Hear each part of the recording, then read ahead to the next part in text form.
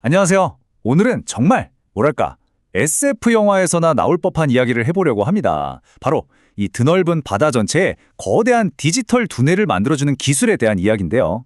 바다가 스스로 생각하고 또 미래를 예측한다? 대체 이게 어떻게 가능한 건지 그 비밀을 지금부터 함께 파헤쳐 보겠습니다.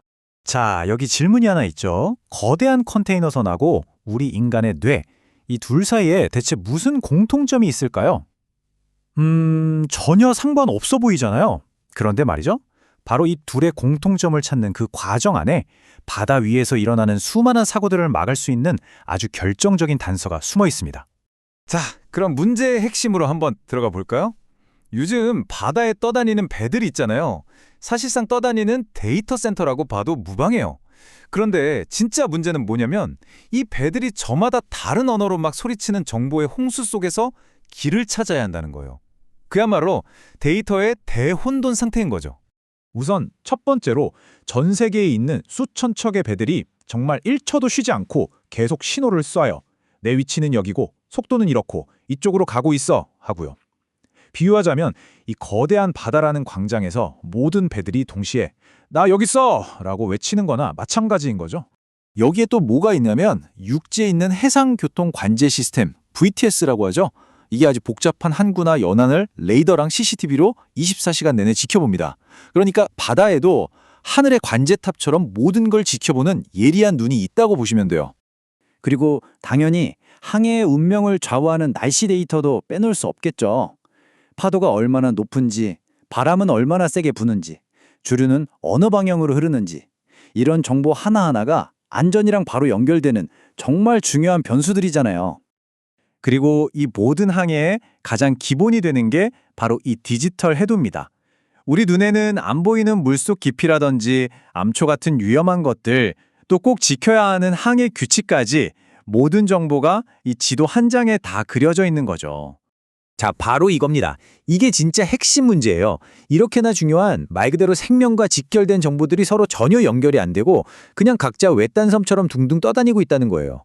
비유하자면 서로 다른 나라 말을 쓰는 세계 최고의 전문가들을 한 방에 모아놨는데 통역이 없어서 아무도 소통을 못하는 상황이랑 똑같은 거죠. 이게 선원들이나 관제 시스템에는 정말 치명적인 사각지대를 만들어 보입니다. 그런데 말이죠. 이 거대한 데이터의 혼돈을 해결할 아주 우아한 해법이 등장했습니다. 바로 한국해양과학기술원 부설 선박해양플랜트 연구소, 줄여서 캐리소가 개발하고 있는 지식그래프라는 기술인데요. 바로 이 기술이 바다 위에 흩어져 있는 모든 정보들을 하나로 싹 엮어주는 두뇌 역할을 하게 될 겁니다.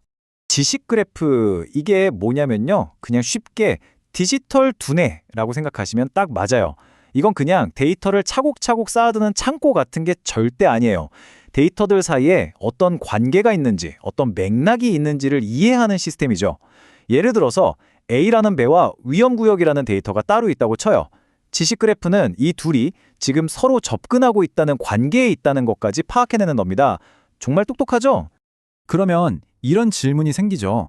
아니, 그렇게 제각각인 데이터들이 어떻게 서로 말을 섞을 수 있냐 하고요. 바로 여기에 S천이라는 국제 표준이 등장합니다. 이게 바로 그 공용어 역할을 해주는 거예요. 날씨 정보, 해도 정보, 선박 위치 정보, 이 모든 해양 데이터를 위한 일종의 만국 공용 번역기라고 생각하시면 이해가 쉬울 겁니다. 자, 그럼 이 똑똑한 디지털 두뇌는 대체 뭘 먹고 자라는 걸까요? 이 두뇌를 만들기 위해서 어떤 음식, 그러니까 어떤 데이터들이 필요한지 그 재료들을 한번 같이 살펴보시죠. 여기 표를 한번 보세요. 와, 정말 다양한 곳에서 데이터가 모이는 걸 볼 수 있죠? 정부에서 주는 실시간 선박 위치 정보부터 시작해서 해안 관제탑의 레이더 영상, 심지어는 아직 시험 운항 중인 자유로낭 선박의 센서 데이터까지 말이죠. 이 모든 재료들이 하나하나 모여서 이 디지털 두뇌의 각기 다른 부분을 활성화시켜주는 겁니다. 자, 이렇게 엄청난 재료를 다 모았으면 이제 집을 지어야겠죠? 체계적인 청사진이 필요합니다. 이 디지털 두뇌가 과연 어떤 단계를 거쳐서 만들어지는지 그 설계도를 한번 들여다보겠습니다. 프로젝트는 총 3단계로 진행되는데요. 먼저 1단계에서는 선박 정보나 항로 같은 기본 데이터들을 연결해서 뼈대를 세웁니다. 그 다음 2단계에서는 실시간 날씨 정보 같은 걸 더해서 오감 같은 살아있는 감각을 부여하죠. 그리고 마지막 3단계, 여기서는 레이더, CCTV 영상 같은 복잡한 정보까지 전부 융합해서 미래를 예측하는 그야말로 완전한 인지 능력을 갖추게 되는 겁니다. 정말 단순한 데이터 저장소에서 시작해서 스스로 생각하는 진짜 두뇌로 진화해 나가는 과정인 거죠. 자, 그렇다면 이렇게까지 공을 들여서 바다의 디지털 두뇌를 만드는 이유, 그 궁극적인 목표는 대체 뭘까요? 이 기술이 완성되면 우리 바다는 과연 어떻게 달라질지 그 미래를 한번 들여다보겠습니다.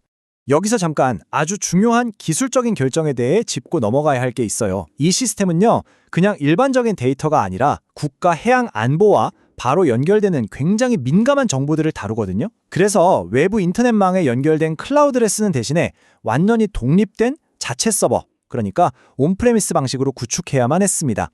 우리 데이터를 가장 안전한 우리만의 금고에 보관하는 셈이죠.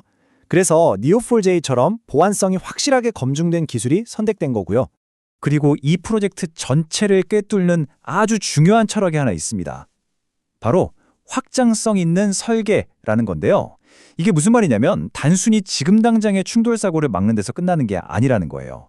나중에 미래에 해양 드론이 날아다니고 우리가 상상도 못한 새로운 종류의 선박이 등장해도 그 데이터까지 전부 다 받아들일 수 있도록 시스템의 그릇 자체를 처음부터 아주 크게 만들었다는 의미입니다. 이 바다의 디지털 두뇌가 완성되면 펼쳐질 미래는 정말 놀랍습니다. 그냥 사고 몇 건 줄이는 수준이 아니에요. 자율운항 선박은 훨씬 더 똑똑해질 거고요. 전 세계 물류 시스템은 최적화될 겁니다. 그리고 궁극적으로는 우리 모두에게 훨씬 더 안전하고 효율적인 바다를 선물하게 되는 거죠. 자, 이렇게 바다라는 이 거대한 시스템을 하나의 살아있는 두뇌로 연결하는 놀라운 여정을 함께 해봤습니다. 이야기를 마치면서 마지막으로 이런 생각이 드네요. 만약 우리가 바다라는 복잡계를 이렇게 이해하는 데 성공했다면 우리가 다음으로 연결하고 이해하게 될 또 다른 복잡한 시스템은 과연 무엇이 될까요? 어쩌면 전 세계 도시의 교통 흐름일 수도 있고 아니면 세계 경제의 흐름 그 자체일 수도 있겠죠. 어쩌면 이 기술은 정말 이제 막 시작에 불과한 건지도 모릅니다.